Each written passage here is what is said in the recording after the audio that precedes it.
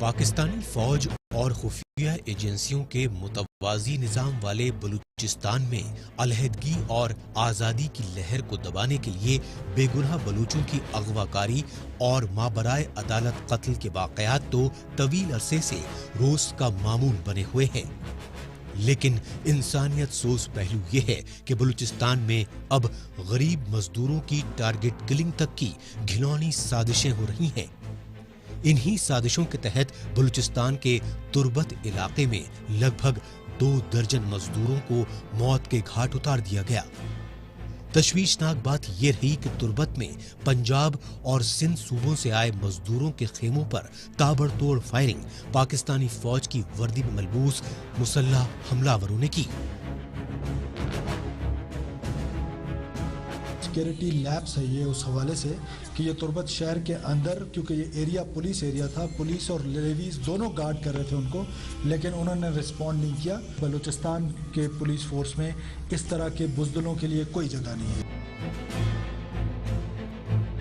بلوچستان کی صوبائی حکومت کی جانب سے تربت میں منصوبہ بند قتل عام کے شکار مزدوروں کی اجتماعی طور پر نماز جنازہ ادا کرنے کے بعد ان کی میتیں ان کے آبائی گھروں کو بھجوا دی گئیں، لیکن بلوچستان کے وزیر اعلیٰ نے اس سے پہلے صنعتی قصبے ہب میں پنجابی مزدوروں پر اسی طرح ہوئے حملے کا حوالہ دیا، اور ان حملوں کے پیچھے بلوچستان میں ڈیرہ جمائے بیٹھی پاکستانی فوج اور ISI جیسی خفیہ ایجنسیوں کو مورد الزام ٹھہرایا، اور پاکستانی وزیر داخلہ چودھری نثار علی خان تک نے اس سچائی کا اعتراف کیا۔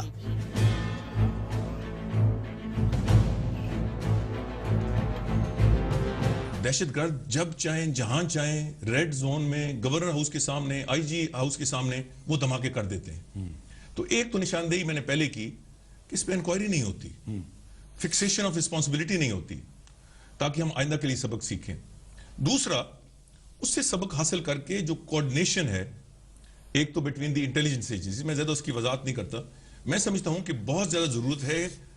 انفارمیشن شیئرنگ کی۔ جو انٹیلیجنس ایجنسیز ہیں، خواہ وہ فوجی ہیں خواہ ہماری سیولین IB ہے، ان میں ایک کمپٹیشن کا ماحول ہے، ان میں کوارڈینیشن کا ماحول نہیں ہے، اور اسی طریقے سے جو باقی ادارے پولیس اور FC میں وہ کوارڈینیشن نہیں ہے جو دو اس قسم کے اداروں میں ہونی چاہیے۔ بلوچستان کے وزیر اعلیٰ عبد المالک بلوچ کا کہنا ہے کہ ایسے نازک وقت میں جب پاکستانی وزیر اعظم نواز شریف بلوچ لیڈروں سے صلح سمجھوتا کرنے کے لیے ان کی مان منوت کر رہے ہیں، لیکن بلوچستان میں متوازی حکومت چلانے والی پاکستانی فوج اور خفیہ ایجنسیاں لسانی و فرقانہ منافرت کو ہوا دینے کی مسلسل سازشیں کر رہی ہیں۔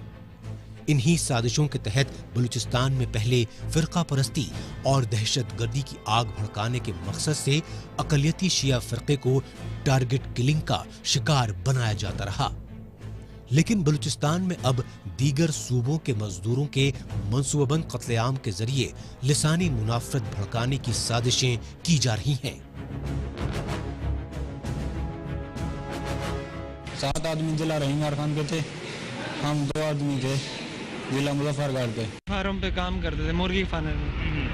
تو وہاں کرتے تھے۔ رات کو آئے بندے، ان کو اٹھایا، وہاں سے آگے لے گئے، پھر وہاں پہ جو ہے نا ان کو آنکھیں بند کری، ہاتھ باندھ دیا، پھر ان کو جو ہے نا مار دیا۔ پاکستان سے آزادی اور علیحدگی کے لیے پرامن سیاسی جدوجہد کر رہی بلوچستان کی سیاسی و قوم پرست جماعتوں کا کہنا ہے کہ جغرافیائی اور جنگی اعتبار سے اہم ترین بلوچستان نے 1948 میں پاکستان میں شامل ہونے سے انکار کر دیا تھا، لیکن قدرتی وسائل سے مالا مال آزاد بلوچستان پر پاکستانی فوج نے 1948 میں جبراً قبضہ کیا، اور تبھی سے پاکستان چین اور سعودی عرب جیسے بیرونی ملکوں کے ساتھ مل کر بلوچستان کے قدرتی وسائل اور معدنیات لوٹ رہا ہے۔ اس لوٹ کھسوٹ کے خلاف بلوچستان میں بے اطمینانی کی لہر کو دبانے کے لیے پاکستانی فوج نے 5 مرتبہ فوجی آپریشن ہی نہیں کیے،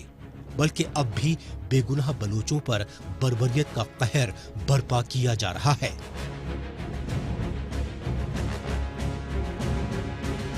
پہلے ہیلپ کی تھی انٹرنیشنل ممالک نے جب بنگالیوں پر یہ ظلم ہوئی تھی، پاکستان نے کی تھی، وہاں کتنے عورتوں کو ریپ کیا یہی پاکستانی آرمی نے، کتنے لوگ قتل ہوئے. تو اسی طرح ہم بھی اپیل کرتے ہیں کہ ہماری بھی ہیلپ کریں اور جو سچویشن ہے خود آئیں، دیکھیں، مانیٹر کریں. ہم یہ نہیں کہہ رہے ہیں کہ صرف ہماری ہیلپ کریں یا ہم جو کچھ کہہ رہے ہیں یہ وہ صحیح ہے. آپ خود آئیں، دیکھیں بلوچستان میں کیا ہو رہا ہے. یہی وجہ ہے کہ برطانیہ، امریکہ اور سوئٹزرلینڈ جیسے مغربی ملکوں میں جلا وطنی کی زندگی گزارنے والے بلوچ لیڈران جنیوا میں انسانی حقوق کے عالمی ادارے یونائٹڈ نیشنز کے دفتر پر آئے روز احتجاجی مظاہرے کر رہے ہیں. جلا وطن بلوچ لیڈران کا کہنا ہے کہ پاکستانی حکمرانوں سے سیاسی مذاکرات کرنے کا کوئی فائدہ نہیں، کیونکہ پاکستانی فوج اور خفیہ ایجنسیوں کے ہاتھوں کی کٹ پتلی بنے رہنے والے حکمراں امن مذاکرات کی آڑ میں بلوچوں سے ہمیشہ فریب کرتے آئے ہیں. اس لیے پاکستانی غلامی کی زنجیروں میں جکڑے بے یار و مددگار بلوچوں کی یونائٹڈ نیشنز سمیت پوری بین الاقوامی برادری کو مدد کرنی چاہیے.